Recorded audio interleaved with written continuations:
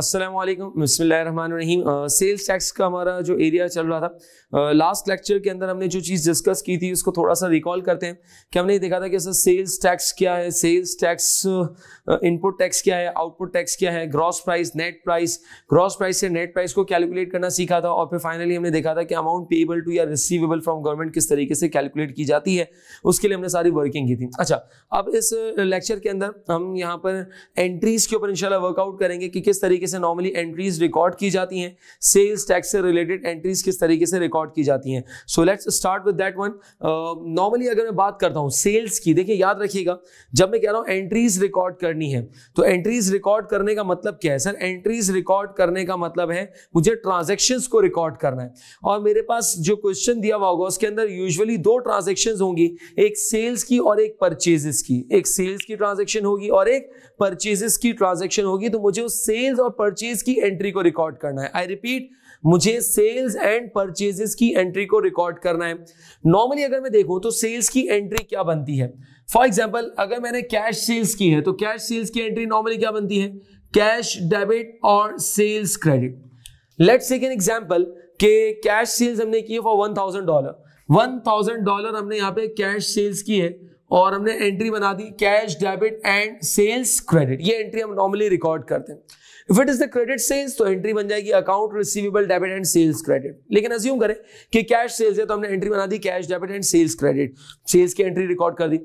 लेकिन what if कि अगर हमने गुड्स सेल आउट किए हैं और उसके अंदर सेल्स टैक्स भी शामिल है। फॉर एग्जांपल मैंने $1000 के गुड्स सेल आउट किए और उस $1000 के अंदर सेल्स टैक्स का एलिमेंट भी शामिल है, सेल्स टैक्स भी अगर उसके अंदर इंक्लूडेड है, तो अब मैं किस तरीके से एंट्रीज को रिकॉर्ड करूंगा? सो आइए जरा उसको सीखते हैं थोड़ा सा कि अगर मैंने यहां पर $1000 के गुड्स सेल आउट किए हैं एंड अज्यूमिंग कि इस $1000 के अंदर $200 सेल्स टैक्स है, $200 सेल्स टैक्स है, मैंने कस्टमर्स को माल बेचा, सेल आउट किया, $1000 मैंने सेल आउट किया और उस $1000 में $200 सेल्स टैक्स है। क्या है? $200 क्या है? सेल्स टैक्स है।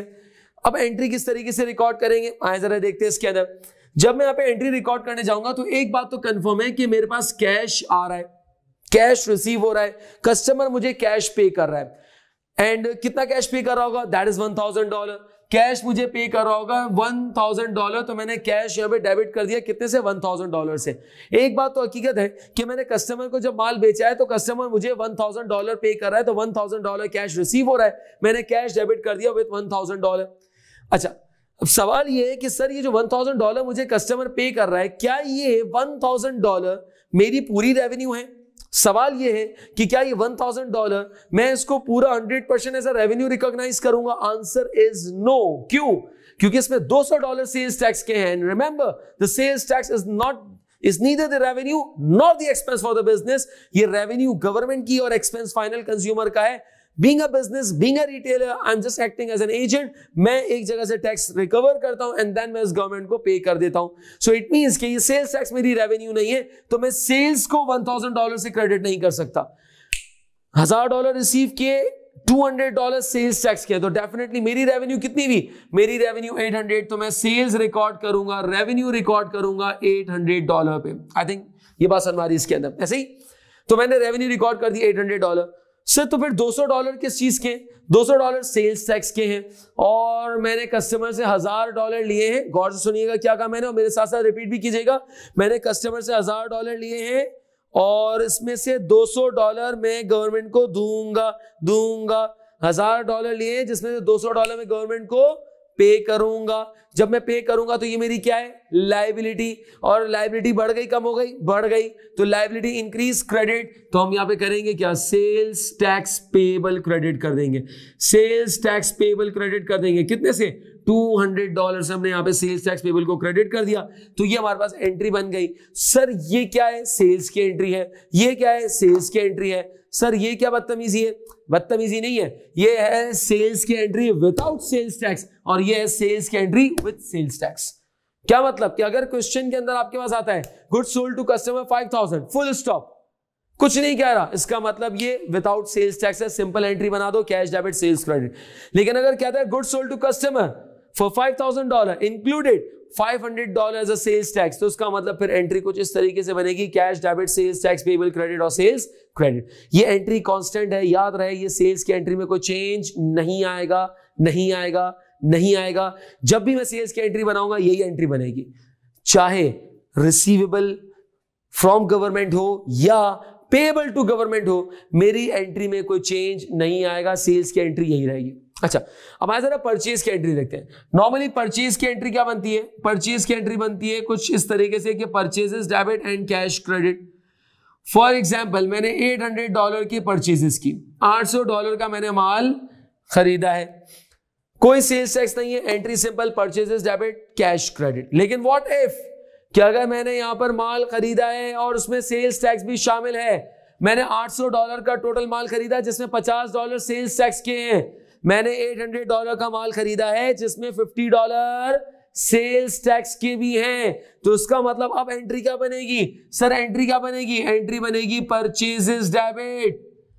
सर परचेजेस डेबिट, दिल पे हाथ रख के बताओ क्या मेरा खर्चा $800 का है? नहीं सर, इस $800 में $50 मैंने सेल्स टैक्स के दिए हैं, सेल्स टैक्स के दिए हैं, सेल्स टैक्स के दिए हैं। और यकीन रखना कि सेल्स टैक्स मेरी रेवेन्यू भी नहीं है और मेरा एक्सपेंस भी नहीं है। तो इसका मतलब यह कि मैं जब परचेजेस रिकॉर्ड करूंगा तो $800 पे नहीं बल्कि $750 पे रिकॉर्ड करूंगा, क्योंकि मेरा एक्चुअल एक्सपेंस $750 है। $50 जो मैंने दिए वो मेरा एक्सपेंस नहीं है।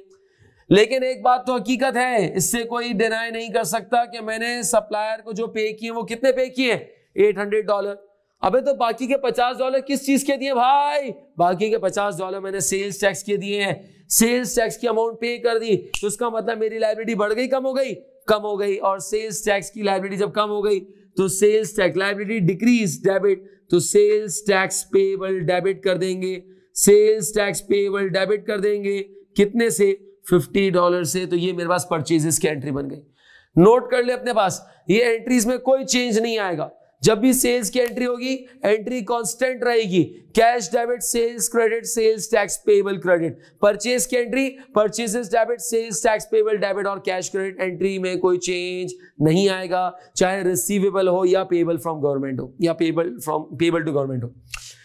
अच्छा, अब एक चीज के अंदर एक चेंज आ सकता है क्या? कि अगर आपने उधार में माल खरीदा है या उधार में माल बेचा है, उधार में माल बेचा है तो कैश की जगह आ जाएगा अकाउंट रिसीवेबल, और अगर उधार में माल खरीदा है तो कैश की जगह आ जाएगा that is the accounts payable. बस ये हो सकता है कि अगर उधार की ट्रांजैक्शन है तो कैश की जगह अकाउंट पेबल, और अगर उधार में माल बेचा है तो कैश की जगह अकाउंट्स रिसीवेबल। ये एक चेंज छोटा सा आ सकता है इसके अंदर। अब एक आपको थोड़ा सा मैं जुगाड़ बताता हूं, थोड़ा सा मैं आपको टेक्टिक बताता हूं जरा। जब भी मैं एंट्री बनाऊंगा तो एंट्री के अंदर नॉर्मली स्टूडेंट्स को प्रॉब्लम नहीं होती। स्टूडेंट्स को प्रॉब्लम किस में होती है? स्टूडेंट्स को प्रॉब्लम होती है अमाउंट्स में, कि यार वैल्यूज क्या पुट करें। तो उसके लिए मैं आपको एक टेक्टिक बताता हूं जरा। जब भी मैं कैश रिकॉर्ड करूंगा यानी कि अकाउंट रिसीवेबल रिकॉर्ड करूंगा, जब भी मैं अकाउंट रिसीवेबल रिकॉर्ड करूंगा, this will always be recorded at the gross price, this will always be recorded at the gross price. Sales जब भी रिकॉर्ड करेंगे this will always be recorded at the net price. याद रखना, जब तुम entry बनाओ तो ढूंढना ग्रॉस प्राइस और नेट प्राइस ढूंढना। अगर तुम्हें ग्रॉस प्राइस मिल जाए तो उसको अकाउंट रिसीवेबल के साथ रख देना, अगर तुम्हें नेट प्राइस मिल जाए तो उसको तुम सेल्स के साथ रख देना। अगर तुम्हें ग्रॉस प्राइस यानी कि अगर तुम बात करते हो अकाउंट्स पेबल की, तो अकाउंट्स पेबल पे तुम रिकॉर्ड करना ग्रॉस प्राइस, अकाउंट्स पेबल पे रिकॉर्ड करना क्या? ग्रॉस प्राइस, और परचेजेस पे रिकॉर्ड करना क्या? Net price. मैं फिर रिपीट कर रहा हूं, सिंप्लीफाई कर रहा हूं, गौर से सुनना। Account receivable and accounts payable will always be recorded, account receivable and account payable will always be recorded at the gross price. तुम सेल्स या परचेज की एंट्री बना रहे हो, अकाउंट रिसीवेबल और पेबल को रिकॉर्ड करना किस पे? ग्रॉस प्राइस पे। Sales and purchases will always be recorded, always का मतलब समझते हो? हमेशा। always be recorded at the net price, net price पे इसको रिकॉर्ड करना, नेट प्राइस पे इसको रिकॉर्ड करना सेल्स एंड परचेजेस को। क्या ये बात समझ आ रही है इसके अंदर? अच्छा, दूसरी बात, सेल्स की एंट्री में जो सेल्स टैक्स पेबल आ रहा है, वीडियो को पॉज करते करते सारी बातों को नोट जरूर करते रहना। सेल्स टैक्स पेबल जो हम रिकॉर्ड कर रहे हैं सेल्स की एंट्री में, सेल्स की एंट्री में जो सेल्स टैक्स पेबल होता है ये आउटपुट टैक्स होता है, और परचेज की एंट्री में जो सेल्स टैक्स पेबल होता है ये इनपुट टैक्स होता है, ये इनपुट टैक्स होता है। इसका मतलब ये है कि इनपुट टैक्स परचेज की एंट्री में रिकॉर्ड होगा और आउटपुट टैक्स सेल्स की एंट्री में रिकॉर्ड होगा। ये वीडियो को पॉज करके तमाम इंपॉर्टेंट बातें नोट कर ले और याद रख ले, तो जब भी मैं एंट्री बनाने जाऊंगा ये इंपॉर्टेंट बातें मेरे जहन में होनी चाहिए ताकि एंट्री बनाने में मुझे कोई प्रॉब्लम ना हो। चले अब एक काम करते हैं, ये एंट्रीज हमने जो सीखी है इसको हम अप्लाई करते हैं और क्वेश्चन आपके पास स्क्रीन पे होंगे, क्वेश्चन आपके पास स्क्रीन पे होंगे और देखते जरा कि क्या है हमारे पास। Goods purchase with a net price of 6,55,000, कह रहा है कि हमने गुड्स परचेज किए, नेट प्राइस है 6,55,000 and sold at a gross price of 8 lakh, और हमने इसको बेच दिया, कितने का बेचा, $8 लाख का बेचा है हमने, 8 लाख रुपीस का बेचा है और ये ग्रॉस प्राइस दे रहा है। Calculate the amount payable to या रिसीवेबल फ्रॉम गवर्नमेंट, आपने यहाँ पे कैलकुलेट करना है पेबल या receivable. Value added tax at 6%, prepare sales tax account और उसकी एंट्रीज भी बनाएंगे, यानी कि सेल्स टैक्स का लेजर भी बनाएंगे और उसकी एंट्रीज भी हम प्रिपेयर करेंगे। अच्छा, एंट्रीज वगैरह तो बाद में बनेंगी, पहले एक काम करते हैं, हम पेबल या रिसीवेबल कैलकुलेट कर लेते हैं। So in order to calculate the payable और रिसीवेबल, पेबल या रिसीवेबल कैलकुलेट करने के लिए, पेबल या रिसीवेबल कैलकुलेट करने के लिए, पेबल या रिसीवेबल कैलकुलेट करने के लिए मुझे इनपुट और आउटपुट टैक्स कैलकुलेट करना पड़ेगा, इनपुट और आउटपुट टैक्स कैलकुलेट करना पड़ेगा। तो पहले एक काम करते हैं, हम आउटपुट टैक्स कैलकुलेट करते हैं, आउटपुट टैक्स कैलकुलेट कर लेते हैं, output sales tax, output tax calculate करते हैं और आउटपुट टैक्स कैलकुलेट करने के लिए मुझे सेल्स का डाटा चाहिए। याद रहे आउटपुट टैक्स कौन सा होता है, जो सेल्स के ऊपर कैलकुलेट किया जाए, सेल्स का डाटा चाहिए आउटपुट टैक्स कैलकुलेट करने के लिए। तो क्वेश्चन में देखते हैं जरा, क्या सेल्स का डाटा गिवन है? Yes sir. Sold at a gross price of 8 lakh, 8 lakh मेरे पास यहां पर दे रहा है, 8 लाख मेरे पास यहां पर दे रहा है सेल्स। मुझे टैक्स कैलकुलेट करना है, multiply by required that is 16 divided by given, given का रेशियो। अब मुझे एक बात बताएं कि मेरे पास ये जो 8 लाख गिवन है, ये जो 8 लाख गिवन है, ये ग्रॉस प्राइस है या नेट प्राइस? सर ये आपके पास दे रहा है ग्रॉस प्राइस, लिखा हुआ है क्वेश्चन में, क्या लिखा हुआ था कि sold at a gross price, और ग्रॉस प्राइस का रेशियो क्या होगा हमेशा 116। तो हमने 116 को डिवाइड करेंगे तो हमें पता चल जाएगा कि आउटपुट सेल्स टैक्स कितना है, 8 lakh multiply by 16 divided by 116, तो ये आपके सारा 110,344, 110,344, ये हमारे पास आ गया आउटपुट सेल्स टैक्स। अब एक काम करते हैं, इनपुट सेल्स टैक्स कैलकुलेट करते हैं, इनपुट टैक्स कैलकुलेट करते हैं और इनपुट टैक्स को कैलकुलेट करने के लिए हमारे पास चाहिए परचेज प्राइस। क्या परचेज प्राइस गिवन है? यस सर, 6,55,000 की परचेज प्राइस गिवन है। और अगेन क्या कैलकुलेट करना है, नेट प्राइस आपके पास दी हुई है, मुझे सेल्स टैक्स कैलकुलेट करना है, तो multiply by 16 and divided by 100, तो 6,55,000 multiply by 16 and divided by 100, 1,04800। ये मेरे पास क्या गया, दैट इज इनपुट टैक्स।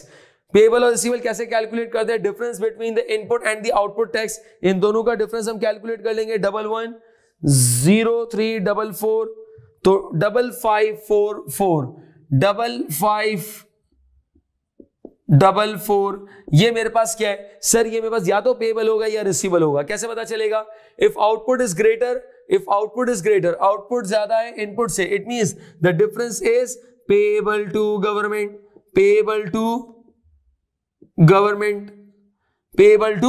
यानी कि मुझे 5544 पे करने हैं। ये हमने पेबल कैलकुलेट कर लिया। अब आते हैं जरा एंट्रीज की तरफ। मैं फिर कह रहा हूं, एंट्रीज मुझे किसकी बनानी है? सेल्स एंड परचेजेस की। मुझे पेबल या रिसीवेबल की एंट्री नहीं बनानी, याद रखिएगा, इसकी कोई एंट्री नहीं बनती, 5544 की कोई एंट्री नहीं बनेगी। No entry shall be made, कोई एंट्री इसकी नहीं बनेगी, एंट्री किसकी बनेगी? सेल्स एंड परचेजेस की। चले आइए जरा सेल्स एंड परचेजेस की एंट्री बनाने की कोशिश करते हैं। सेल्स एंड परचेजेस की एंट्री बनाते हैं जरा, इसी क्वेश्चन की हम सेल्स और परचेजेस की एंट्री बनाते हैं जरा।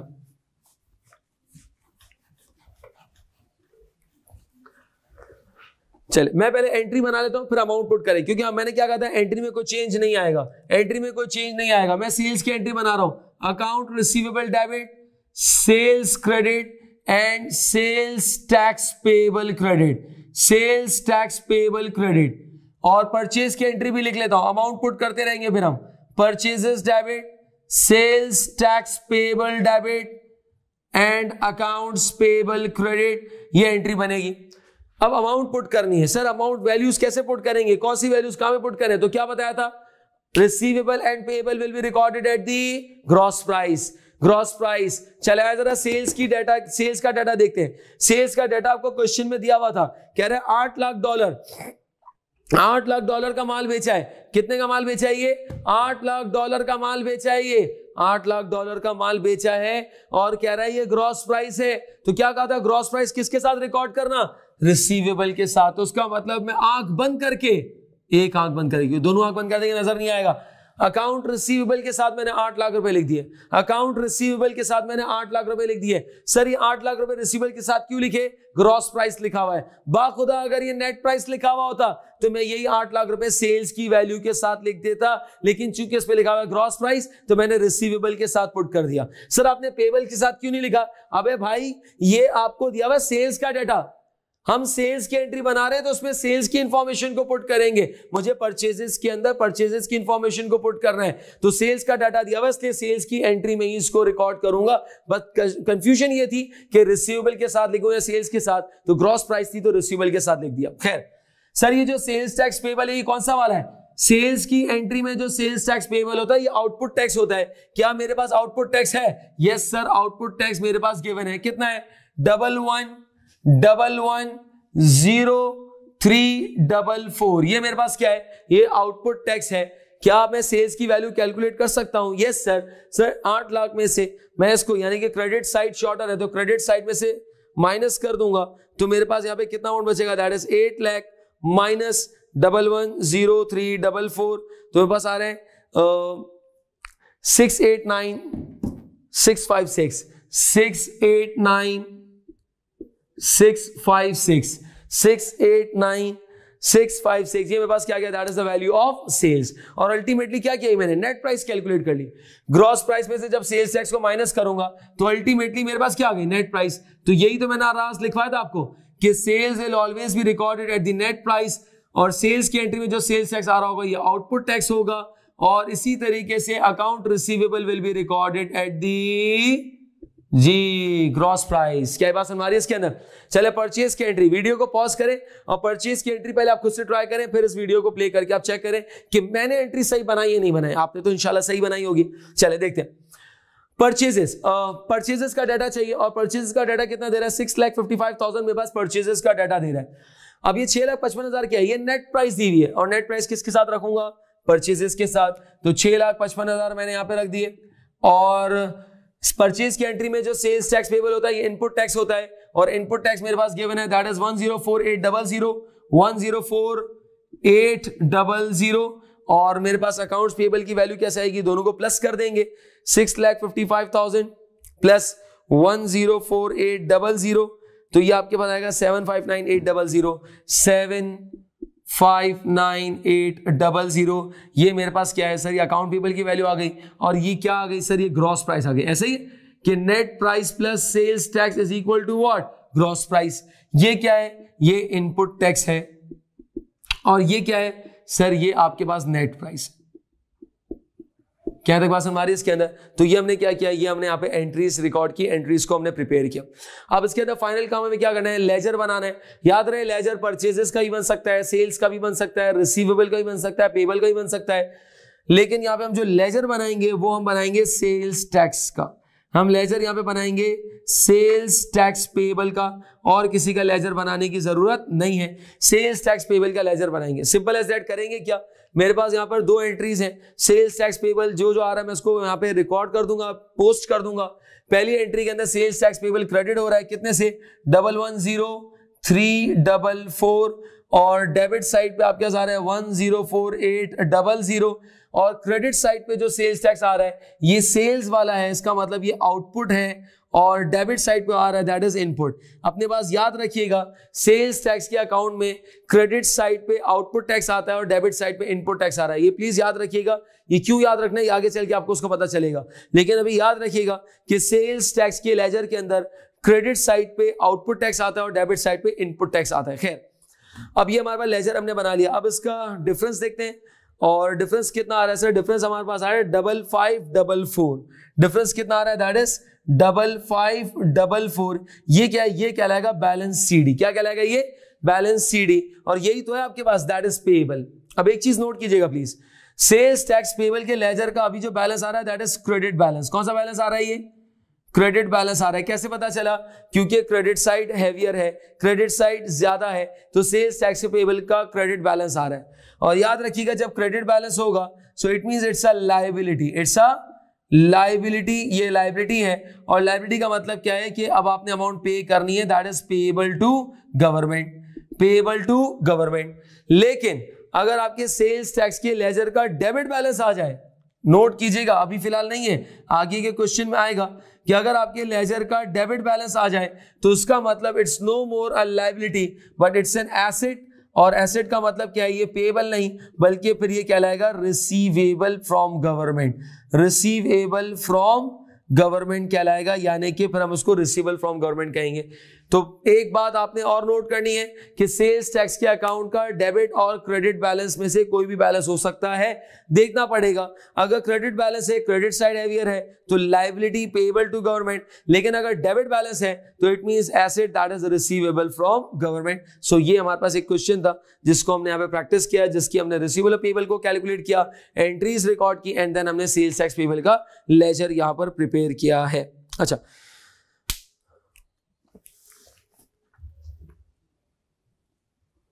एक और क्वेश्चन आपके पास है यहाँ पे, एक और क्वेश्चन आपके पास है, उसको हम यहाँ पे सॉल्व करते हैं। लेकिन ये पहले आप खुद से ट्राई करेंगे एंड देन फिर आप इस वीडियो को प्ले करके देखेंगे कि मैंने सही किया है या नहीं किया।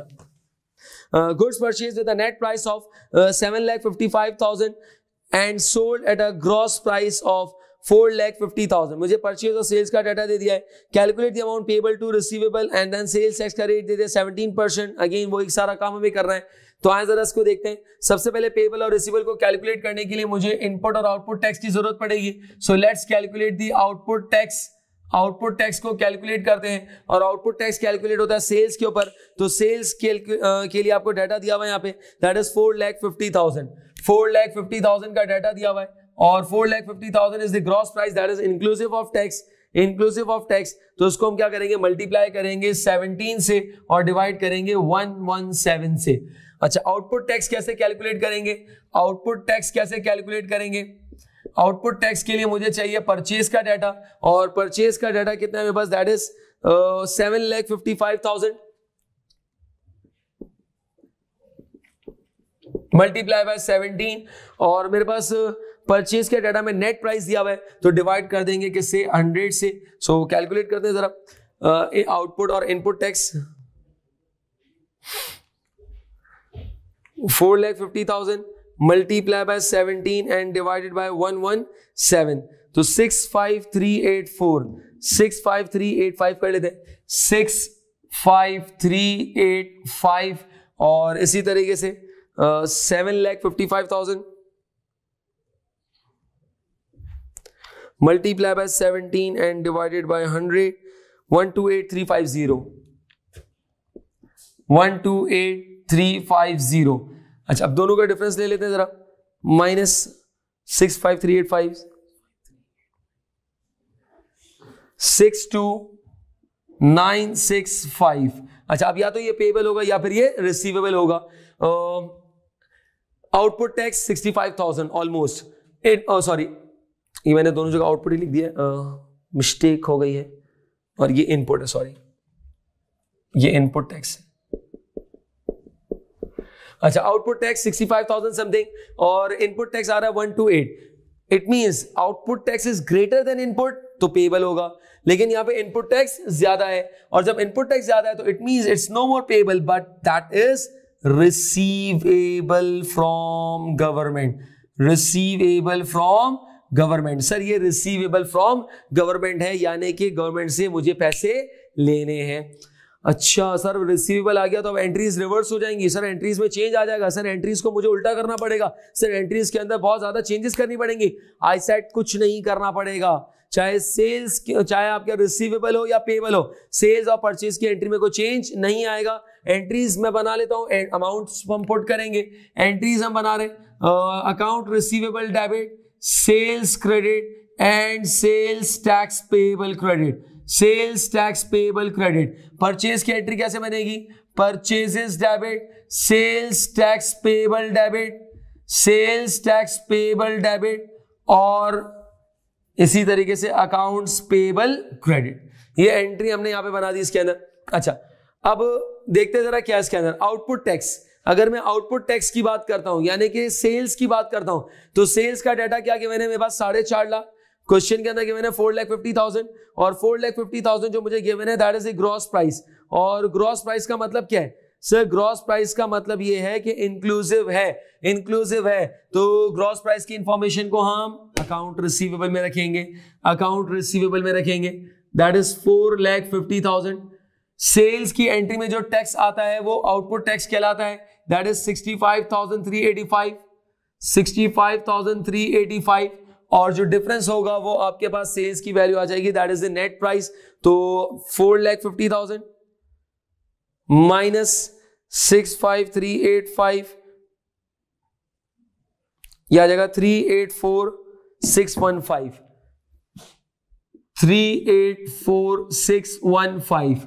परचेज की एंट्री रिकॉर्ड करते हैं। परचेज का डाटा गिवन है 7,55,000 but that is the net price और नेट प्राइस हम रखेंगे परचेजेस के साथ 7,55,000। इनपुट टैक्स आपके पास यहां पे दे रहा है 128,350 और दोनों को प्लस कर देंगे तो 7,55,000 प्लस 128,350 88,350 88,350 ये मेरे पास क्या क्या दैट इज अकाउंट पेबल या फिर उसको हम ग्रॉस प्राइस भी कह सकते हैं। अच्छा लेजर बनेगा और लेजर हम बनाएंगे सेल्स टैक्स पेबल का।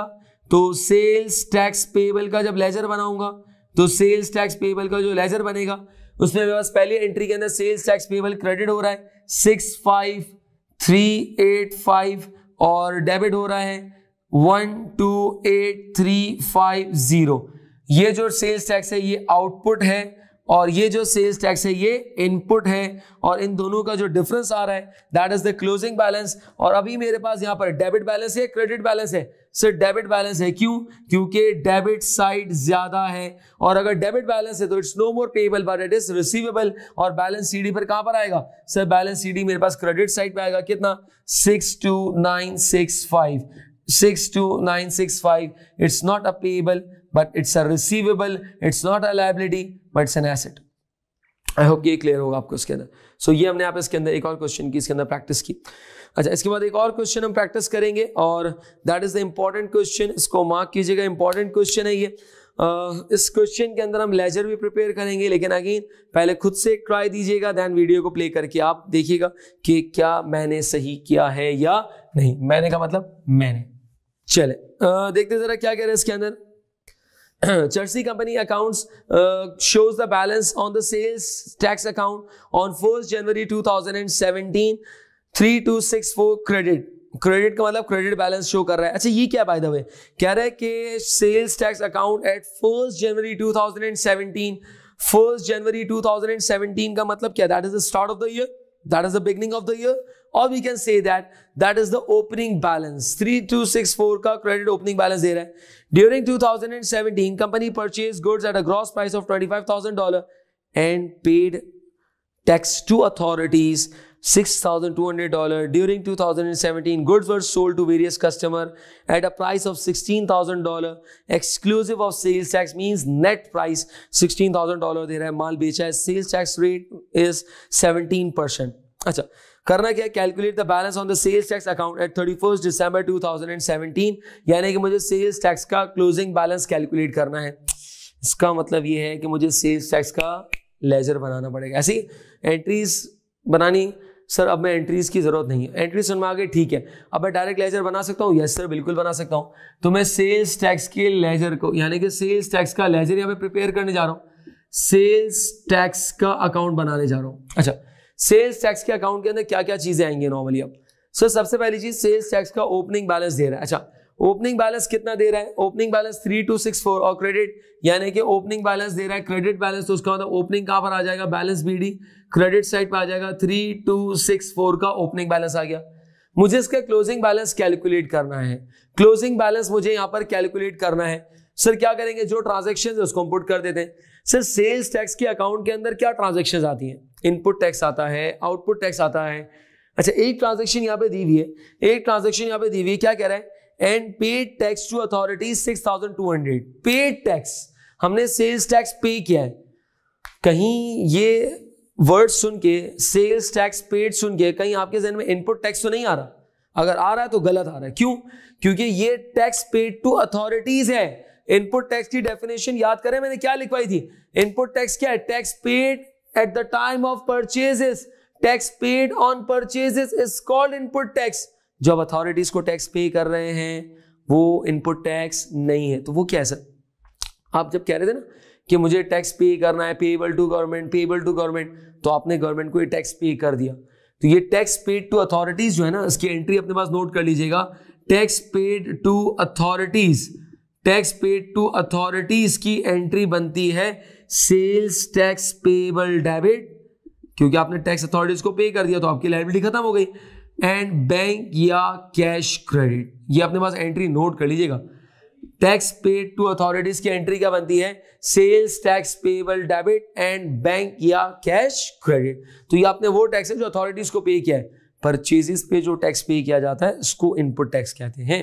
खैर, अब मुझे करना है कि लेजर को कंप्लीट करने के लिए इनपुट और आउटपुट चाहिए। मैंने आपसे कहा था एक बात याद रखिएगा, इनपुट और आउटपुट आता कहां पर है?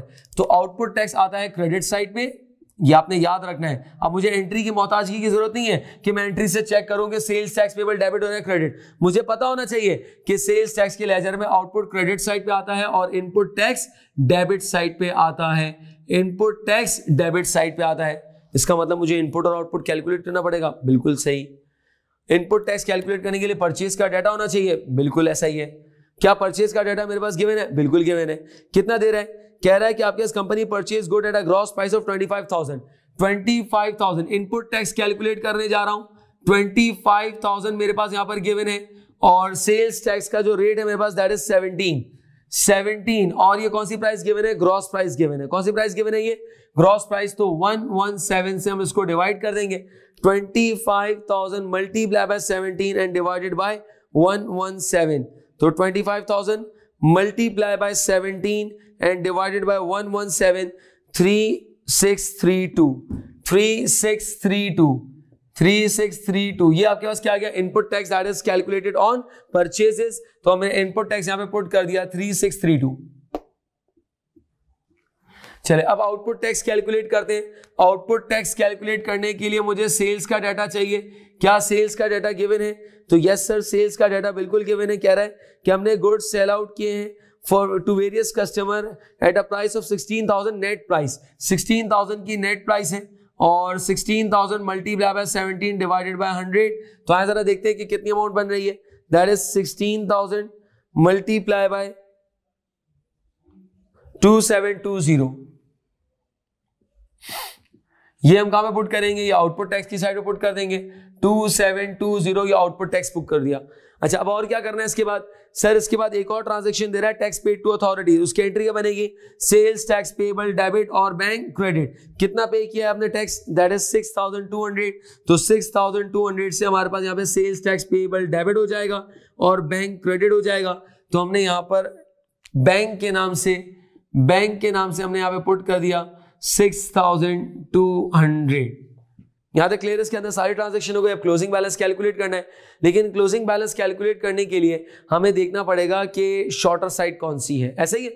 और इससे पहले डेबिट बैलेंस है या फिर क्रेडिट बैलेंस है? अच्छा चेक करें जरा, यहां पर मेरे पास डेबिट बैलेंस आ रहा है, क्रेडिट बैलेंस आ रहा है। कैसे पता चलेगा? अगर क्रेडिट साइड ज्यादा है तो क्रेडिट बैलेंस और अगर डेबिट साइड ज्यादा है तो डेबिट बैलेंस। अच्छा, अब अगर मैं देखूं तो मेरे पास यहां पर डेबिट साइड पे 9,832 की अमाउंट ऑलमोस्ट आ रही है। ऐसे ही जबकि यहाँ पे 5000 या 5000 समथिंग कुछ बन रहा है। इसका मतलब ये है कि सेल्स टैक्स की डेबिट साइड ज्यादा है, इट मींस ये डेबिट बैलेंस है। और याद रहे अगर डेबिट बैलेंस है तो it's no more a liability but it's an asset, ये एसेट है यानी कि रिसीवेबल है। बाय द वे हम बैलेंस सीडी लिखते कहां पर है, जो साइड शॉर्टर होती है। तो इस वक्त मेरे पास शॉर्टर साइड कौन सी है, सर क्रेडिट साइड शॉर्टर है। तो 3632 प्लस 6200 माइनस 3264 माइनस 2720, तो 3848 का आपके पास यहां पर बैलेंस आ रहा है। और ये 3848 का जो आपके पास बैलेंस आ रहा है ये आपके पास क्या है, ये कहलाएगा सीडी, ये कहलाएगा बैलेंस कैरिड डाउन यानी कि क्लोजिंग बैलेंस है। और याद रहे ये डेबिट बैलेंस है। डेबिट बैलेंस का मतलब क्या है, ये 3848 आपने पैसे देने नहीं है बल्कि पैसे लेने हैं, that is receivable from government. ये आपका क्लोजिंग बैलेंस है, दैट इज सेल्स टैक्स आपने रिसीव करना है। यहां तक क्लियर है इसके अंदर। सो हमने क्या किया, सेल्स टैक्स का लेजर कंप्लीट किया। अच्छा एक बात शायद आपको थोड़ी सी एबनॉर्मल लग रही हो कि बीडी भी इधर है और सीडी भी इधर है। हाँ बिल्कुल ऐसा ही है। क्यों, अभी मैं इसके ऊपर थोड़ा सा आपको समझाता हूं। लेजर के बैलेंसेस के ऊपर थोड़ा सा हम अंडरस्टैंडिंग डेवलप करेंगे एंड देन फिर इसके बाद एक और क्वेश्चन हम यहाँ पे स्टार्ट करेंगे। अच्छा अब आए जरा लेजर के बैलेंसेस को थोड़ा समझते हैं, जरा इसकी अंडरस्टैंडिंग लेते हैं जरा। मैं अगर एक लेजर यहाँ पे प्रिपेयर कर रहा हूं और लेट्स से इस लेजर का नेचर डेबिट बैलेंस है या कह सकता हूं एसेट नेचर है, ऐसे ही यानी कि नॉर्मली एसेट का कौन सा नेचर होता है, डेबिट बैलेंस होता है। तो लेट्स से एक लेजर है एसेट का, या यूं कह ले एक ऐसा लेजर है जिसका नॉर्मली डेबिट नेचर है। अच्छा डेबिट बैलेंस का नॉर्मली ओपनिंग कहां पर आता है, डेबिट बैलेंस का ओपनिंग डेबिट साइड पे आता है और क्रेडिट और डेबिट बैलेंस का ओपनिंग अगर डेबिट साइड पे तो डेबिट बैलेंस का क्लोजिंग कहां पर आता है, क्रेडिट साइड पे। याद रखिएगा ये डेबिट बैलेंस का, ये मेरे साथ साथ आपने बोला 4-5 मरतबा तभी आफा का होगा। डेबिट बैलेंस का ओपनिंग डेबिट साइड पे आएगा और डेबिट बैलेंस का क्लोजिंग क्रेडिट साइड पे आएगा। इसी तरीके से अगर मैं बात करता हूं एक लेजर है, लेट्स से लायबिलिटी का लेजर है और लायबिलिटी का नॉर्मली कौन सा बैलेंस होता है, क्रेडिट। तो इट मींस कि अगर मैं बात करता हूं एक लेजर है उसका क्रेडिट बैलेंस है, कौन सा बैलेंस है, क्रेडिट बैलेंस है यानी कि लायबिलिटी नेचर है लेट्स से। तो लायबिलिटी का यानी कि क्रेडिट बैलेंस का ओपनिंग कहां पर आता है, बिल्कुल क्रेडिट साइड पे, और क्रेडिट बैलेंस का क्लोजिंग कहां पर आता है, डेबिट साइड पे। ऐसे ही यानी कि मेरे पास डेबिट बैलेंस का ओपनिंग डेबिट साइड पे, डेबिट बैलेंस का क्लोजिंग क्रेडिट साइड पे, क्रेडिट बैलेंस का ओपनिंग क्रेडिट साइड पे, क्रेडिट बैलेंस का क्लोजिंग डेबिट साइड पे। ये आपने याद रखनी है 4 स्टेटमेंट्स। अब मैं आपको कुछ बैलेंस बताऊंगा तो आपने करना क्या, उसकी प्लेसमेंट करनी है, उसकी प्लेसमेंट करनी है। आप पहले सुनेंगे और खुद से ट्राई करेंगे, फिर मैं यहां पे लिखूंगा, आपने वीडियो पॉज करनी है, ठीक है। जैसे मैं स्टेटमेंट कहूंगा वीडियो पॉज करके पहले आप लेजर बनाएंगे, उस पर बैलेंस पुट करिएगा। मैं कहता हूं ऑन 1 जनवरी, 1 जनवरी का मतलब at the start, at the end, eight the start. 1 January का मतलब ओपनिंग या क्लोजिंग, ओपनिंग। 1 जनवरी का मतलब बैलेंस बीडी या सीडी, बीडी। तो उसका मतलब मैं कह रहा हूं on 1 January 2017, 1 January 2017, on 1 January 2017, ledger shows a debit balance of 3000. Ledger shows a debit balance of 3000. Video को पॉज करें और लेजर में बैलेंस पुट करें। तो सर यहां पर आपके पास क्या कहा मैंने, ऑन 1 जनवरी, 1 जनवरी का मतलब ओपनिंग है, कह रहा है 3000 का डेबिट बैलेंस, 3000 का डेबिट बैलेंस। तो डेबिट बैलेंस का ओपनिंग कहां पर आता है, सर डेबिट बैलेंस का ओपनिंग डेबिट साइड पे आएगा। अच्छा अब सुनेगा, ये तो हो गया 1 जनवरी 2017। अब मैं कह रहा हूं ऑन 31 दिसंबर 2017, 31 दिसंबर का साल का शुरू, साल का एंड, साल का बिगिनिंग या एंडिंग, ओपनिंग या क्लोजिंग, बीडी या सीडी। कह रहा हूं on 31 December 2017, ledger shows a credit balance of 3000. Ledger shows a credit balance of 3000. अब गौर से सुनिएगा, क्रेडिट बैलेंस ऑफ 3000 क्या मतलब, कह रहा है कि साल के आखिर में क्रेडिट बैलेंस है, क्रेडिट बैलेंस का क्लोजिंग, क्रेडिट बैलेंस का क्लोजिंग, इधर देखिएगा क्रेडिट बैलेंस का क्लोजिंग कहां पर आएगा, डेबिट साइड पे। तो उसका मतलब इसका बैलेंस सीडीएम जो पुट करेंगे वो डेबिट साइड पे पुट करेंगे 31 दिसंबर 2017। इस तरह के लेजर्स नॉर्मली कहते हैं डुअल नेचर। क्या मतलब कि जो ये डेबिट बैलेंस है ये रिप्रेजेंट कर रहा है एसेट, लेकिन ये जो क्रेडिट बैलेंस है ये रिप्रेजेंट कर रहा है एज अ लायबिलिटी। के बाद अगर होता ही है कि आपका एक अकाउंट है, साल के शुरू में एसेट्स में था लेकिन ड्यूरिंग द ईयर की ट्रांजैक्शंस की वजह से वो लायबिलिटी में कन्वर्ट हो गया, लिहाजा ईयर एंड के ऊपर उसका क्रेडिट बैलेंस आ गया। It means now it is not receivable but that is the payable. क्या बात हमारे इसके अंदर? तो इट मींस ये बैलेंसेस की प्लेसमेंट आपको आनी चाहिए। यहां पर भी कुछ ऐसा ही हुआ है कि साल के शुरू में लायबिलिटी थी, क्रेडिट बैलेंस था, साल के शुरू में क्रेडिट बैलेंस था, लायबिलिटी थी, लेकिन साल के आखिर में डेबिट बैलेंस हो चुका है। सो इट मींस अब लायबिलिटी नहीं बल्कि क्या हो चुका है? एसेट हो चुका है। साल के शुरू में आप कह रहे थे मुझे 3264 पे करने हैं, मैंने कस्टमर से और टैक्स लिया है 2720, ये भी मुझे गवर्नमेंट को पे करना है। फिर आपने कुछ टैक्स पे कर दिया ड्यूरिंग परचेजेस और कुछ टैक्स आप गवर्नमेंट को खुद पे करके आए, तो उसका मतलब अल्टीमेटली आपने ज्यादा टैक्स पे कर दिया है। जब ज्यादा टैक्स पे कर दिया तो आपको पैसे देने नहीं बल्कि पैसे लेने हैं। क्या बात हमारी इसके अंदर? इस लेजर की अंडरस्टैंडिंग बहुत अच्छे तरीके से रखिएगा। अगले क्वेश्चन के अंदर इसकी इंप्लीमेंटेशन होगी, अगले क्वेश्चन के अंदर इसकी इंप्लीमेंटेशन होगी। तो आए जरा अगला क्वेश्चन स्टार्ट करते हैं, अगला क्वेश्चन स्टार्ट करते हैं और देखते हैं कि नेक्स्ट क्वेश्चन किस तरीके से करना है। अगेन फर्स्ट ऑफ ऑल आप खुद से ट्राई कीजिएगा एंड देन फिर इस क्वेश्चन को आप वीडियो के थ्रू देखेंगे कि क्या मैं सही कर रहा हूं या नहीं कर रहा। चले अब देखते हैं जरा क्या कह रहा है इसके अंदर। A B C company account shows the balance on the sales tax account at 1 January 2018 2490 debit balance. So 1 जनवरी पे दे रहा है, 1 जनवरी का मतलब ओपनिंग दे रहा है। ऐसे ही सेल्स टैक्स का अकाउंट बनाते जरा, सेल्स टैक्स का अकाउंट बनाते, सेल्स टैक्स का अकाउंट बनाते। अच्छा मैं न्यूट्रल अकाउंट बना रहा हूं, ना पेबल लिख रहा हूं ना रिसीवेबल, क्योंकि मुझे नहीं पता कि एट द एंड क्या हो जाएगा, पेबल होगा या रिसीवेबल होगा। तो सेल्स टैक्स का एक नॉर्मल अकाउंट मैंने बनाया यहाँ पे। अच्छा कह रहा और 1 जनवरी 2490, अब थोड़ा सा ऑब्जर्व करते हुए कि 2490 1 जनवरी ओपनिंग की बात कर रहा है, ओपनिंग पे डेबिट बैलेंस दे रहा है, तो डेबिट बैलेंस का ओपनिंग डेबिट साइड पे। ऐसे ही 1 जनवरी पे आपके पास बैलेंस बीडी आ जाएगा, कितना आ जाएगा? दैट इज 2490 डॉलर का डेबिट बैलेंस आ गया। आगे क्या है? During 2018 company perform the following transaction. कह रहे सेल्स हमने किए $1,25,000 का माल बेचा है, लेकिन क्या कह रहा है? इंक्लूसिव ऑफ सेल्स टैक्स, यानी कि ग्रॉस प्राइस दे रहा है। और सेल्स टैक्स पेड, ये जो सेल्स टैक्स पेड है ये टू अथॉरिटीज है। याद रहे जब भी सेल्स टैक्स पेड की बात करेगा कुछ नहीं कह रहा, इसका मतलब ये इनपुट टैक्स नहीं है, ये टैक्स पेड टू अथॉरिटीज है, जिसकी एंट्री क्या बनती है? Normally sales tax payable debit और बैंक क्रेडिट। अच्छा क्या कह रहे हैं? Sales tax account balance at 31 December 2018, sales tax के अकाउंट का 31 दिसंबर पे बैलेंस दे रहा है, 31 दिसंबर पे बैलेंस दे रहा है, साल के शुरू में आखिर में बिगनिंग में एंडिंग में ओपनिंग है क्लोजिंग है। ऐसे ही 31 दिसंबर का क्लोजिंग बैलेंस दे रहा है कितना? 3636 का क्लोजिंग बैलेंस दे रहा है, लेकिन आगे क्या लिखा हुआ है? Debit balance. क्या लिखा हुआ है? Debit balance. इसका मतलब डेबिट बैलेंस का क्लोजिंग, डेबिट बैलेंस का ओपनिंग डेबिट साइड पे आता है और डेबिट बैलेंस का क्लोजिंग क्रेडिट साइड पे। तो उसका मतलब मैं 31 दिसंबर पे बैलेंस सीडी यहां पे पुट कर दूंगा, दैट इज 3636। क्या बात हमारी इसके अंदर? तो ये बैलेंसेस की प्लेसमेंट देखनी पड़ेगी। अगले क्वेश्चन के अंदर थोड़ा सा चेंज होगा। अच्छा आगे क्या अब करना क्या है सर? रिक्वायर्ड क्या है? कह रहा है सेल्स टैक्स रेट 16% है, compute the input sales tax. Input sales tax sir दिया हुआ तो सेल्स टैक्स पेड, ये sales tax paid to authorities है। इनपुट सेल्स टैक्स परचेजेस पे कैलकुलेट किया जाता है, इनपुट टैक्स कैलकुलेट करना है। By the way sales tax के लेजर में इनपुट टैक्स आता कहां पर है? तो ये आपको याद होना चाहिए कि इनपुट टैक्स आपके पास डेबिट साइड पे आता है। इसका मतलब ये है कि कोई ना कोई मिसिंग इंफॉर्मेशन डेबिट साइड पे है जो कि मुझे यहाँ पे पुट करनी है, यानी कि मैं इसको फाइंड आउट करूंगा। अच्छा क्या आउटपुट टैक्स कैलकुलेट कर सकता हूँ? Yes sir. आउटपुट के लिए मुझे वो सेल्स का डाटा दे रहा है, तो आउटपुट के लिए मुझे सेल्स का डाटा क्या दे रहा है? कह रहा है कि हमने 1,25,000 का माल बेचा है, 1,25,000 inclusive of sales tax, it means multiply by 16 and divided by 116। तो 1,25,000 मल्टीप्लाई बाय 16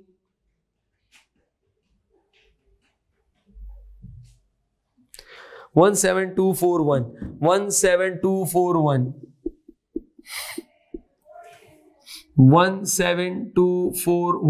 17241 ये हमने क्या कर दिया? इनपुट आउटपुट टैक्स हमने यहाँ पे पुट कर दिया, आउटपुट टैक्स पुट कर दिया। ऐसे ही यानी कि सेल्स टैक्स हमने यहाँ पे कैलकुलेट कर लिया, आउटपुट सेल्स के ऊपर कैलकुलेट किया, ये हमारे पास आउटपुट टैक्स आ गया। अच्छा फिर एक ट्रांजेक्शन और दे रहा है sales tax paid to authorities, तो सेल्स टैक्स पेबल डेबिट हो जाएगा बैंक के नाम से, तो हमने बैंक के नाम से यहाँ पे कर दिया। कितना पे कर रहा है? Sales tax paid to authorities that is 3600। सारी ट्रांजेक्शन हमने इनकॉर्पोरेट कर दी, यस सर। हमने ओपनिंग पुट कर दिया, क्लोजिंग पुट कर दिया, आउटपुट टैक्स आ गया, बैंक हमने पुट कर दिया। अब फाइनली इनपुट टैक्स के अमाउंट को कैलकुलेट कर रहे हैं, तो डेबिट में से क्रेडिट साइड का डिफरेंस निकालेंगे।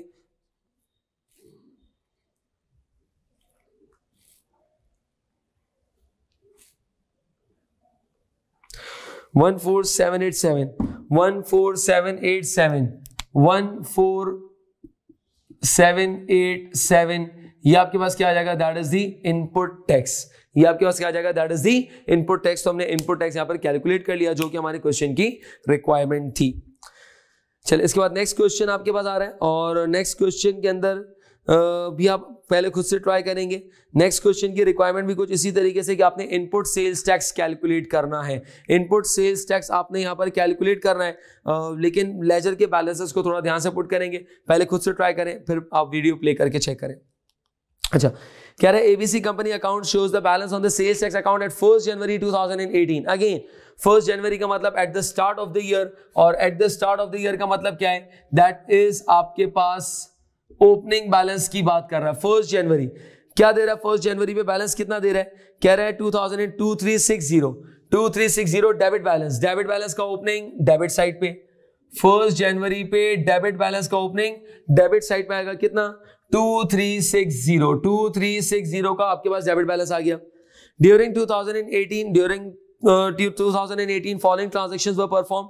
नंबर 1 आपके पास आ रहा है, दैट इज सेल्स। हमने माल बेचा है, $1,35,000 का माल बेचा है। अगेन ग्रॉस प्राइस है, और ये जो सेल्स है इससे क्या कैलकुलेट करेंगे हम, आउटपुट टैक्स। सेल्स की मदद से क्या कैलकुलेट करेंगे हम, आउटपुट टैक्स। और 1,35,000 मल्टीप्लाई बाय आपके पास यहां पर आएगा, दैट इज 16 एंड 116 से डिवाइड कर देंगे, क्योंकि इंक्लूसिव था, ग्रॉस प्राइस है। तो आए जरा देखते हैं क्या आंसर आ रहा है। 1,35,000 मल्टीप्लाई बाय 16 डिवाइडेड बाय 116, 18621 18621 ये आउटपुट टैक्स आ गया। और आउटपुट टैक्स कहां पे रिकॉर्ड करते हैं सर, आउटपुट टैक्स हम रिकॉर्ड करते हैं क्रेडिट साइड पे। क्रेडिट साइड पे हम आउटपुट टैक्स रिकॉर्ड कर देंगे। आउटपुट टैक्स हमारे पास आ गया है, और 18621 ये हमने क्या कर दिया, आउटपुट टैक्स रिकॉर्ड कर दिया। अच्छा, और क्या दे रहा है, सेल्स टैक्स पेड, और पेड है तो उसका मतलब डेबिट हो जाएगा। Sales tax paid to authorities, हम बैंक के नाम से उसको डेबिट कर देंगे, $2,000। सेल्स टैक्स पेबल डेबिट और बैंक क्रेडिट। फिर कह रहा है sales tax account balance at 31 December. 31 दिसंबर का मतलब ओपनिंग या क्लोजिंग, बिगनिंग या एंडिंग, साल का शुरू या आखिर, बीडी या सीडी। 31 दिसंबर 2018 पे कह रहा है कि 5,900 का क्रेडिट बैलेंस, 5,900 का क्रेडिट बैलेंस आपके पास दे रहा है। 5,900 के क्रेडिट बैलेंस का मतलब क्या है सर, 5,900 के क्रेडिट बैलेंस का मतलब क्या है सर, क्रेडिट बैलेंस क्लोजिंग का क्रेडिट बैलेंस, यानी कि क्रेडिट बैलेंस का ओपनिंग क्रेडिट साइड पे, क्रेडिट बैलेंस का ओपनिंग क्रेडिट साइड पे, और क्रेडिट बैलेंस का क्लोजिंग डेबिट साइड पे। तो उसका मतलब ये है कि इसका बैलेंस सीडी आएगा कहां पर सर, डेबिट साइड पे आएगा, दैट इज 31 दिसंबर। क्या बात हमारी इसके अंदर, तो ये मेरे पास कितना आ जाएगा, दैट इज 5,900 यहाँ पे हमने बैलेंस पुट कर दिया। अब डिफरेंस निकाल लेते हैं जरा, कितना आ रहा है, 2360 प्लस 2,000 प्लस 5,900 माइनस 8361 हमारे पास आ रहा है। और 8361 जो हमारे पास यहां पर आ रहा है, that is on debit side. और ये डेबिट साइड पे जो 8361 आ रहा है, ये 8361 है क्या, ये इनपुट टैक्स है। ये इनपुट सर, ये क्लोजिंग नहीं होगा, क्लोजिंग तो क्वेश्चन में आपको ऑलरेडी दिया हुआ है। तो ये जो बैलेंसिंग फिगर है, ये बैलेंसिंग फिगर उसी मिसिंग आइटम को रिप्लेस कर रही होगी, that is 8361 is the input tax. यहां तक क्लियर इसके अंदर। तो ये हमारे पास सेल्स टैक्स से रिलेटेड पूरी कैलकुलेशंस थी, और नॉर्मली इसी तरीके के क्वेश्चंस एग्जाम के अंदर वो टेस्ट करता है। सो ये आपके पास कैलकुलेशंस है जिसकी आपने ठीक ठाक इसकी प्रैक्टिस करनी है। किट के क्वेश्चंस वगैरह आप ट्राई करेंगे, कोई प्रॉब्लम हो तो डेफिनेटली आप उसे डिस्कस कर सकते हैं। अच्छा, अब इस चैप्टर के अंदर एक छोटा सा पार्ट रह गया, दैट इज थ्योरेटिकल पार्ट। उसको हम थोड़ा सा डिस्कस कर लेते हैं कि क्या है वो, थोड़ा सा हम इसको डिस्कस कर लेते हैं। थ्योरी के एमसीक्यूज भी आ सकते हैं, तो उससे रिलेटेड आपको ये इंफॉर्मेशन का होना जरूरी है।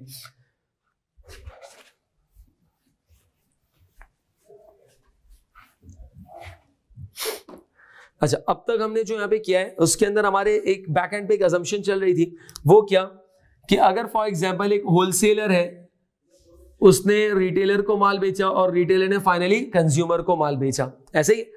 अब ये जो होलसेलर रिटेलर को और रिटेलर कंज्यूमर को माल बेच रहा है, फॉर एग्जांपल मैं यहाँ पे अज्यूम कर रहा हूं कि wholesaler and retailer both are registered business. कौन सा बिजनेस है ये? रजिस्टर्ड बिजनेस है। रजिस्टर्ड बिजनेस का मतलब क्या है? They are sales tax registered. Government ने इनको ऑथराइज किया हुआ है कि आप सेल्स टैक्स की कलेक्शन कर सकते हैं। Both are registered business. अब तक हमने जो भी काम किया उसमें हमारी एक assumption ये चली हुई आ रही है कि both are registered business. Recap करते हैं हमने क्या किया अब तक कि फॉर एग्जांपल होलसेलर ने यहाँ पे माल बेचा रिटेलर को $1000 का, जिसपे $300 का सेल्स टैक्स लगाया। इट मींस टोटल $1300 में ये गुड्स बेचे रिटेलर को। अब रिटेलर क्या करेगा? रिटेलर इन गुड्स को आगे सेल आउट करेगा। फॉर एग्जांपल 2500 सेलिंग प्राइस रखी और $500 का सेल्स टैक्स लगाया। दैट मींस टोटल 3000 का ये गुड सेल आउट किया टू दी फाइनल कंज्यूमर। मैं अगर पूछूं कि रिटेलर के लिए इनपुट टैक्स कितना है, तो रिटेलर के लिए मैं अगर रिटेलर की अकाउंटिंग कर रहा हूं, तो रिटेलर का इनपुट टैक्स कितना है? That is $300। रिटेलर का आउटपुट टैक्स कितना है? That is $500। फिर हमने क्या कहा था रिटेलर से कि तुमने जो भी टैक्स पे किया तुम्हें घबराना नहीं है, तुमने जो भी टैक्स पे किया हम तुम्हें इसको रिकवरी प्रोवाइड कर देंगे। कैसे? तुम अपने आउटपुट में से क्लेम कर लेना। क्या वर्ड यूज किया मैंने? क्लेम कर लेना। तो इसीलिए कहते हैं कि input tax can be claimed. Input tax can be claimed, कि इनपुट टैक्स जो है वो आप क्लेम कर सकते हैं, या इसको नॉर्मली कहा जाता है रिकवरेबल इनपुट टैक्स या रिकवरेबल सेल्स टैक्स, इसको नॉर्मली कहा जाता है। इसको कहा जाता है रिकवरेबल सेल्स टैक्स, कि जो आपने टैक्स पे किया है आप इसको क्लेम कर सकते हैं। That is known as what? Recoverable sales tax या input tax can be claimed. कहां से क्लेम करेंगे? आउटपुट में से क्लेम कर देंगे। ये नॉर्मल हमने ट्रांजैक्शन इसके अंदर देखी जो अब तक हम देखते हुए आ रहे हैं। लेकिन अब मैं बात करने जा रहा हूं कि फॉर एग्जांपल कि होलसेलर ने रिटेलर को माल बेचा, रिटेलर ने कंज्यूमर को माल बेचा। अज्यूमिंग होलसेलर तो रजिस्टर्ड है, लेकिन retailer is an unregistered business है। क्या मतलब? ये सेल्स टैक्स रजिस्टर्ड नहीं है। तो अब कैसे मामलात होंगे? होलसेलर ने रिटेलर को माल बेचा फॉर एग्जांपल $1000 का, $300 का सेल्स टैक्स लगाया। सर ये क्यों? ओ भाई, होलसेलर तो रजिस्टर्ड है ना, वो क्या कहेगा? मैं जब भी माल बेचूंगा मैं तो सेल्स टैक्स लगाऊंगा। तुम अनरजिस्टर्ड हो तो मेरा क्या कसूर? तो उसका मतलब यह है कि होलसेलर ने तो सेल्स टैक्स लगा दिया, दैट मींस 1300 के गुड्स सेल आउट कर दिए। अब रिटेलर आगे बेचने जा रहा है, गुड्स की सेलिंग प्राइस है 2500। अब रिटेलर चाह रहा है कि मैं भी सेल्स टैक्स लगाऊं, तो क्या रिटेलर सेल्स टैक्स लगा सकता है? नहीं, रिटेलर सेल्स टैक्स अप्लाई नहीं करेगा। रिटेलर 2500 में ही ये गुड्स सेल आउट करेगा। रीजन? क्योंकि रिटेलर अनरजिस्टर्ड बिजनेस है। कौन सा बिजनेस है? अनरजिस्टर्ड। किस मुंह से सेल्स टैक्स लगाएगा? सेल्स टैक्स कैलकुलेट या रिकॉर्ड या कैलकुलेट करने के लिए या रिकवर करने के लिए रजिस्टर्ड होना जरूरी है। तो it means retailer unregistered business है। तो रिटेलर का इनपुट टैक्स कितना हो जाएगा? रिटेलर का इनपुट टैक्स तो हो गया 300, लेकिन रिटेलर का आउटपुट टैक्स कितना है? 0। अब रिटेलर क्या कह रहा है? यार मुझे इनपुट टैक्स का क्लेम कौन देगा? तो गवर्नमेंट क्या कह रही है? अनरजिस्टर्ड बिजनेस, किससे मुखातिब हो? अनरजिस्टर्ड बिजनेस, तुम्हारा इनपुट टैक्स क्लेम नहीं हो सकता क्योंकि तुम अनरजिस्टर्ड हो। तो क्या कह रहा है? Input tax can not be claimed. Input tax can not be claimed, या इसको नॉर्मली कहा जाता है इररिकवरेबल, ना रिकवर होने वाला sales tax, irrecoverable sales tax. ये इररिकवरेबल सेल्स टैक्स है। क्या मतलब? कि तुम ये टैक्स रिकवर नहीं कर सकते। तो पता क्या चला कि अगर अनरजिस्टर्ड बिजनेस है, गौर कीजिएगा, in case of the unregistered business burden of sales tax is borne by, बर्दाश्त by supplier supplier, supplier bear करेगा। गवर्नमेंट ने, लॉ ने पनिशमेंट डाली है, पनिशमेंट दी है कि अगर तुम अनरजिस्टर्ड बिजनेस हो, ठीक है बेटा, कोई इश्यू नहीं है, लेकिन इसका बर्डन पे सप्लायर खुद बेयर करेगा। It means in case of the unregistered business, burden of sales tax is borne by the supplier, which means the input tax is irrecoverable, which means the input tax can not be claimed. क्या बात हमारी इसके अंदर? तो उसका मतलब अगर burden supplier beer करेगा, तो आज जरा रिटेलर की परचेज की एंट्री देखें। रिटेलर की परचेज की एंट्री क्या बनेगी? रिटेलर की परचेज की एंट्री बनेगी purchases debit and accounts payable credit. कोई सेल्स टैक्स का अकाउंट नहीं खुलेगा। क्यों? अनरजिस्टर्ड बिजनेस है, अनरजिस्टर्ड बिजनेस है, कोई सेल्स टैक्स का अकाउंट ओपन नहीं होगा। तो सर एंट्री कितने से बनाएगा? 1300 से। क्या मतलब कि जब परचेजेस रिकॉर्ड करेगा तो 1000 पे रिकॉर्ड नहीं करेगा, 1300 पे रिकॉर्ड करेगा। क्यों? क्योंकि अब इसकी जो एक्सपेंस या परचेजेस रिकॉर्ड की जाएगी वो 1300 पे रिकॉर्ड की जाएगी, क्योंकि बर्डन सप्लायर के ऊपर डाल दिया गया है। तो परचेजेस डेबिट करेंगे 1300 से, 1300, जबकि ये जब एंट्री बना रहा होगा रजिस्टर्ड बिजनेस, तो ये परचेजेस कितने पे रिकॉर्ड कर रहा होगा? 1000 के ऊपर रिकॉर्ड कर रहा होगा नेट प्राइस पे। तो इसका मतलब ये कि अनरजिस्टर्ड बिजनेस की एंट्री क्या बनेगी? परचेजेस की, purchases debit and account payable credit 1300 से, which means entry will be prepared eight the gross price. Note कीजिएगा इंपॉर्टेंट बात, entry will be prepared eight the gross price. Bye the वे, जब sales की entry record करेगा तो entry क्या बनेगी? Account receivable debit and sales credit, no sales tax account shall be maintain. और ये कितने बनेगी? 2500 पे। क्या मतलब? नेट प्राइस पे बनेगी, सेल्स टैक्स इसमें शामिल नहीं होगा। नेट प्राइस के ऊपर ये एंट्री बनाई जाएगी। किस में बनाई जाएगी? नेट प्राइस के ऊपर। क्या बात हमारी इसके अंदर? सो ये हमने देखा कि अनरजिस्टर्ड बिजनेस की अकाउंटिंग ट्रीटमेंट क्या होगी, अनरजिस्टर्ड बिजनेस की वजह से क्या इफेक्ट पड़ेगा। यहां तक क्लियर है इसके अंदर? ये हमने देखा। अब एक और छोटी सी चीज है, उसको हम यहाँ पे डिस्कस करते हैं जरा। चले, अब एक और चीज हम इसके अंदर डिस्कस करते हैं जरा। नॉर्मली अगर मैं बात करता हूँ गुड्स की, तो टैक्स लॉस के मुताबिक, सेल्स टैक्स लॉस के मुताबिक टाइप्स ऑफ गुड्स, कुछ गुड्स की कैटेगरीज है। अच्छा, bye the way, tax loss में गुड्स को सप्लाईज भी कहा जाता है। तो सप्लाईज कह लें या गुड्स कह लें, बात एक ही है। दो आपके पास यहां पर कैटेगरीज बनाई गई हैं, दो कैटेगरीज आपके पास बनाई गई हैं। एक आपके पास कहलाता है टैक्सेबल गुड्स, या मैं इसको नॉर्मली टैक्सेबल सप्लाईज भी कह सकता हूं, टैक्सेबल गुड्स या टैक्सेबल सप्लाईज। और एक आपके पास कहलाता है एग्जेम्प्ट गुड्स, एग्जेम्प्ट गुड्स, या उसको हम नॉर्मली कह सकते हैं एग्जेम्प्ट सप्लाईज। अच्छा, टैक्सेबल गुड्स या टैक्सेबल सप्लाईज आपके पास क्या है? इसके अंदर फर्दर तीन कैटेगरीज हैं, तीन कैटेगरीज हैं। एक आपके पास कहलाता है स्टैंडर्ड रेट गुड्स, एक आपके पास कहलाता है रिड्यूस्ड रेट गुड्स, और एक कहलाता है आपके पास जीरो रेटेड गुड्स। ये तीन आपके पास यहां पर है, standard rate goods, reduced rate goods और जीरो रेटेड गुड्स। ये हमारे पास तीन तरह के गुड्स होते हैं। सर क्या फर्क है इसके अंदर? क्या फर्क है इसके अंदर? Standard rate goods normally government करती क्या है, कोई भी लेजिस्लेशन जब होती है तो वो करती क्या है, वो स्टैंडर्ड रेट दे देती है कि जितने भी प्रोडक्ट सेल आउट होंगे पाकिस्तान के अंदर या किसी भी कंट्री के अंदर, स्टैंडर्ड सेल्स टैक्स रेट ये होगा 17%, 16%। तो अगर गवर्नमेंट ये कह देती है कि स्टैंडर्ड रेट 17% है, कि on all products 17% sales tax will be applied, ये स्टैंडर्ड रेट गुड्स कहलाते हैं। लेकिन फिर गवर्नमेंट क्या करती है, कंसीडर करती है, और कुछ गुड्स जो कि आपके कस्टमर्स के लिए बहुत इंपॉर्टेंट होते हैं, नेसेसिटी आइटम्स होते हैं, तो उसके लिए नॉर्मली गवर्नमेंट करती क्या है, गवर्नमेंट उन गुड्स को अलग लिस्ट में लेकर जाती है और उनके ऊपर सेल्स टैक्स का रेट कम कर देती है। उसको हम कहते हैं reduced rate goods, let's say 13% कर दिया। फॉर एग्जांपल, ये 50 प्रोडक्ट्स हैं जिनके ऊपर 17% नहीं बल्कि 13% सेल्स टैक्स का रेट लगेगा, तो ये रिड्यूस्ड रेट गुड्स कहलाते हैं।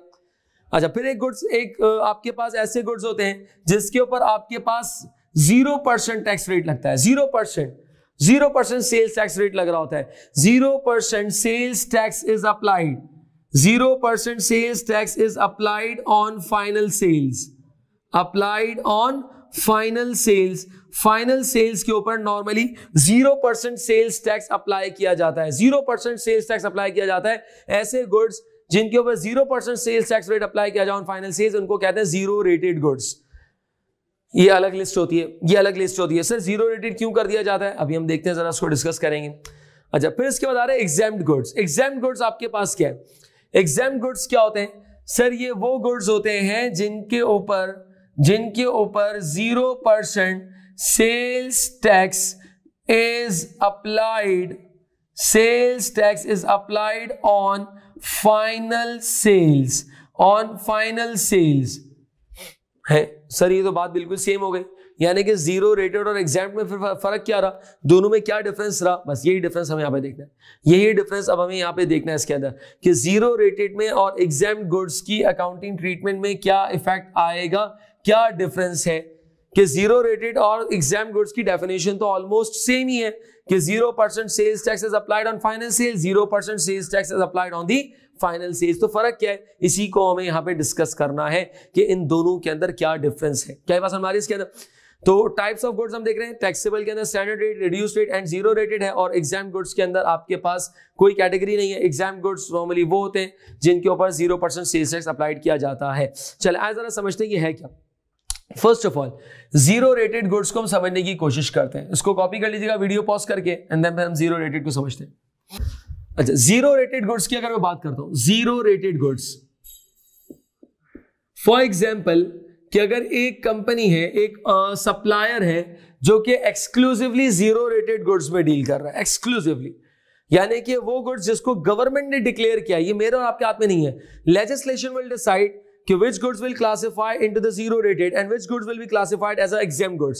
तो ये मेरे और आपके हाथ में नहीं है, ये गवर्नमेंट या लेजिस्लेशन डिसाइड करती है। होलसेलर ने जीरो रेटेड गुड्स रिटेलर को बेचे, रिटेलर ने फाइनली कंज्यूमर को बेच दिए। होलसेलर ने रिटेलर को बेचे 1000 के 300 का सेल्स टैक्स लगाया, टोटल 1300 के गुड्स बेचे। रिटेलर ने कहा कि मैं भी कंज्यूमर को माल बेचूंगा, 2500 was the selling price and 0% sales tax is applied। क्यों?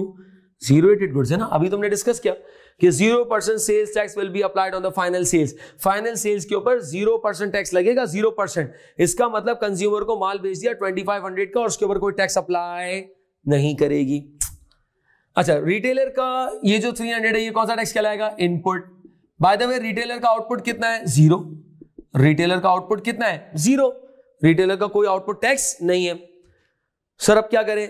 तो गवर्नमेंट ये कहती है रिटेलर वाले भाई साहब आपको घबराने की जरूरत नहीं है, जो आपने इनपुट टैक्स पे किया है रिकवरेबल है, टेंशन ना ले। क्या मतलब? क्लेम हो जाएगा, that input tax can be claimed. Recoverable है, क्लेम कर सकते हो ये इनपुट टैक्स जो भी तुमने पे किया है। कैसे करूंगा? आउटपुट टैक्स तो है ही नहीं। कहता है गवर्नमेंट तुम्हें अमाउंट रीइंबर्स कर देगी। सर क्या गवर्नमेंट अमाउंट रीइंबर्स करती है? हाँ कर देती है, उसकी टेंशन तुम नहीं रहो। यहां पे तुम्हें अमाउंट रीइंबर्स कर दी जाएगी। इट मींस इस टैक्स का बर्डन ना तो कंज्यूमर पे गया, ना ही होलसेलर, ना रिटेलर के ऊपर। इट मींस ये वो आपके पास गुड्स होते हैं, जीरो रेटेड वो गुड्स होते हैं जो टैक्स फ्री गुड्स होते हैं। टैक्स फ्री क्या मतलब? इनका बर्डन किसी पे भी नहीं आता, ना कंज्यूमर पे ना ही सप्लायर के ऊपर, क्योंकि ये वो गुड्स होते हैं जो आपकी इकोनॉमी को प्रमोट करते हैं। एक्सपोर्ट आइटम्स होते हैं, आपकी इकोनॉमी की जीएनपी, जीडीपी, इन तमाम चीजों को एक अच्छा इंपैक्ट या एक अच्छा हिट प्रोवाइड करते हैं। इसीलिए ऐसे गुड्स जो आपकी इकोनॉमी के लिए, आपकी सोसाइटी के लिए फेवरेबल हो, उनको गवर्नमेंट जीरो रेटेड गुड्स में क्लासिफाई कर देती है to promote the sales and the trading of those goods, ताकि हम उन गुड्स की मैन्युफैक्चरिंग करें, ट्रेडिंग करें, सो दैट तो आपकी इकोनॉमी और डेवलप करे, ग्रो करे। ये तो जीरो रेटेड गुड्स की कहानी हो गई। अब आते हैं जरा एग्जेम्प्ट गुड्स। एग्जेम्प्ट गुड्स के बारे में देखते हैं जरा। एग्जेम्प्ट गुड्स, एक कंपनी, एक सप्लायर है जो कि एग्जेम्प्ट गुड्स में डील कर रहा है। लेट्स से होलसेलर ने रिटेलर को एग्जेम्प्ट गुड्स बेचे, रिटेलर ने कंज्यूमर को बेचे। होलसेलर ने रिटेलर को 1000 के बेचे, 300 का सेल्स टैक्स लगाया, 1300 की आपके पास यहां पे गुड्स सेल आउट किए। रिटेलर ने कहा मैं भी कंज्यूमर को माल बेचूंगा, 2500 के बेचे and 0% sales tax is applied. Sir कहानी तो बिल्कुल सेम है, कहानी तो बिल्कुल सेम हो गई, ऑलमोस्ट यही है। रिटेलर का 300 क्या है? Input tax. रिटेलर का आउटपुट कितना है? 0, 0। ऐसा ही है सर। अब रिटेलर क्या कह रहा है? रिटेलर कह रहा है हाँ मैं भी इनपुट टैक्स क्लेम करूंगा। गवर्नमेंट कह रही है आप जो है ना अपनी शक्ल पहले आईने में देख कर आए फिर क्लेम कीजिएगा। क्या मतलब? इररिकवरेबल है, घबराना पड़ेगा। इररिकवरेबल है, क्या है? इररिकवरेबल है, not, can not claim, can not claim, can not claim. क्या मतलब? सर ये जो रिटेलर इनपुट टैक्स पे करके बैठा है ये क्लेम नहीं कर सकता। सर कंज्यूमर के ऊपर बर्डन तो नहीं गया? नहीं, कंज्यूमर के ऊपर बर्डन नहीं जाएगा। तो बर्डन किसके ऊपर चला गया? सर रिटेलर के ऊपर चला गया। इट मींस कि अगर आप एग्जाम गुड्स में डील कर रहे हैं तो याद रखिएगा इसके टैक्स का बर्डन सप्लायर बेयर करेगा, कंज्यूमर बेयर नहीं करेगा। क्यों ऐसा क्यों किया? क्योंकि ये वो गुड्स हैं जो आपकी इकोनॉमी के लिए फेवरेबल नहीं है।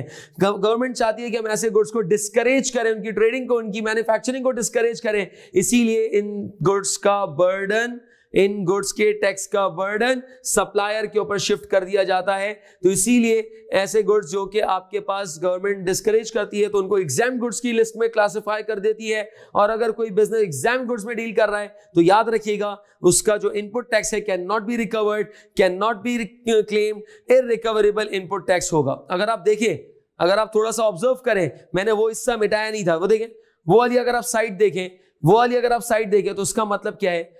Sir unregistered business and exam goods का सिचुएशन 100% सेम है, 100% सेम है, 100% सेम है। क्या मतलब कि अनरजिस्टर्ड बिजनेस में भी यही कहानी थी और एग्जाम गुड्स के अंदर भी यही कहानी है। It means the accounting treatment for the unregistered business and the exempt goods will 100% be same. Sir इसका मतलब ये कि क्या मैं कह सकता हूं the burden of sales tax is borne by the supplier? Yes, मैं बहुत कॉन्फिडेंटली कह सकता हूं कि एग्जाम गुड्स के अंदर the burden of sales tax is borne by the supplier. क्या सर एंट्रीज भी यही बनेंगी? Yes, same entries will be prepared for the exempt goods. इसी तरीके से एंट्रीज बनाई जाएंगी। क्या ये बात समझ आ रही है? तो इट मींस, अच्छा एक सवाल, फॉर एग्जांपल एक मेरा बिजनेस है और I will be dealing in exam goods exclusively, सिर्फ एग्जाम गुड्स डील करता हूं, कोई जीरो रेट नहीं है, कोई स्टैंडर्ड रेट नहीं है, कोई रिड्यूस रेट नहीं है, सिर्फ एग्जाम गुड्स में डील करता हूं। जिन गुड्स को गवर्नमेंट ने एग्जाम गुड्स डिक्लेयर किया है मैं सिर्फ उन्हीं की ट्रेडिंग करता हूं। And I am in that legislation जहां पे सेल्स टैक्स रजिस्टर्ड होना ऑप्शनल है। सेल्स टैक्स रजिस्टर्ड होना ऑप्शनल है, मैंडेटरी नहीं है, ऑप्शनल है। होना चाहे तो हो सकते हैं, नहीं होना चाहे तो ना हो, ऑप्शनल प्रोसीजर है, ऑप्शनल है। माय क्वेश्चन इज कि क्या मैं सेल्स टैक्स रजिस्टर्ड हूं? क्या मैं अपने आप को सेल्स टैक्स रजिस्टर्ड करवाऊं? Will I get any benefit if I'll get registered with the government or the legislation? अगर मैं सेल्स टैक्स रजिस्टर्ड हो जाता हूं तो क्या मुझे कोई बेनिफिट मिलेगा? Is it beneficial for me to get registered? जवाब सोचें और बताएं मुझे जरा। नहीं सर, कोई फायदा नहीं है। क्यों? अगर आप सेल्स टैक्स रजिस्टर्ड हो भी गए तो क्या उखाड़ लेंगे? क्यों? क्योंकि एग्जाम गुड्स में डील कर रहे हैं, वैसे भी आपको सेल्स टैक्स का क्लेम मिलने वाला नहीं है। हाँ, लेकिन अगर मैं बात करता हूं कि मैं एग्जाम गुड्स में भी डील करता हूं और कुछ जीरो रेटेड गुड्स भी हैं, जीरो रेटेड गुड्स में भी डील करता हूं, दोनों में डील करता हूं, क्या आप रजिस्टर्ड हो जाना चाहिए फौरन? क्यों? ठीक है, एग्जाम गुड्स पे तो आपको क्लेम नहीं मिलेगा, लेकिन जो जीरो रेटेड का इनपुट टैक्स है वो तो एटलीस्ट आप क्लेम कर लेंगे। So it means it's good, it's better that you get registered. कब? If you are dealing in zero rated goods और if you are dealing in the standard rate goods and if you are dealing in the reduced rate goods, तो बेहतर है कि आप registered हो जाए ताकि जो इनपुट टैक्स आपने वहां पे पे किया है एटलीस्ट आप वो क्लेम कर सकें। यहां तक क्लियर है इसके अंदर? So that was all from this chapter, that is the sales tax. Important chapter है, इसको अच्छे तरीके से प्रिपेयर करें और इसके किट के क्वेश्चंस वगैरह को ट्राई करें। If you have any problem you can definitely discuss with me. Thank you so much. Allah Hafiz.